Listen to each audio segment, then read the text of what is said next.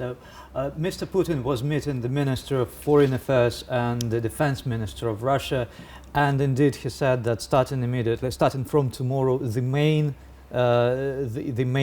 part of the Russian forces in Syria will be starting to get back to their bases in Russia.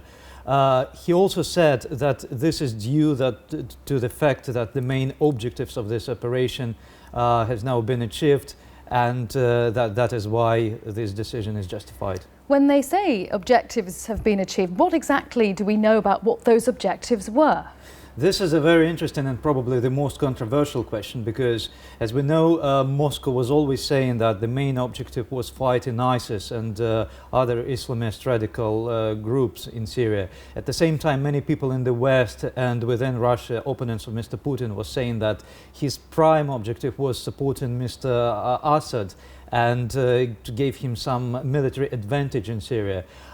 If we are talking about whether Russia helped to defeat ISIS, well, probably not. As we know, the group is still in operation there. As for the advantage for Mr. Assad forces, then that might be, the answer might be yes, because Syrian government forces are largely in control of more territories than they used to be when Russia stepped into this conflict.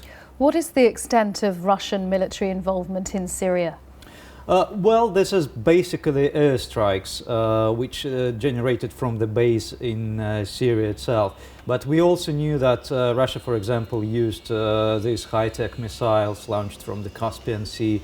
And we also know that there are military advisors operational on the ground, helping Assad forces with some intelligence advice, with training, etc. So what we can understand from the words main forces to be withdrawn, it's not clear yet, but as the main part was hardly rely on air forces, Russian air forces, we can assume, at least from now with this limited information we have, that it's all about air forces. And the timing of this announcement is very interesting, considering that peace talks regarding Syria are restarting right now in Geneva.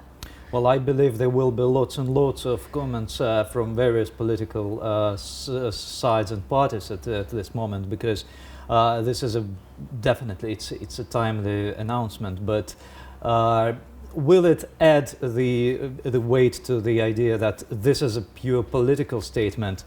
Probably yes, but also this is to a very significant degree. It was always political gesture from Russia to step into this conflict in order to balance, its positions with the general hostile relationships with the West.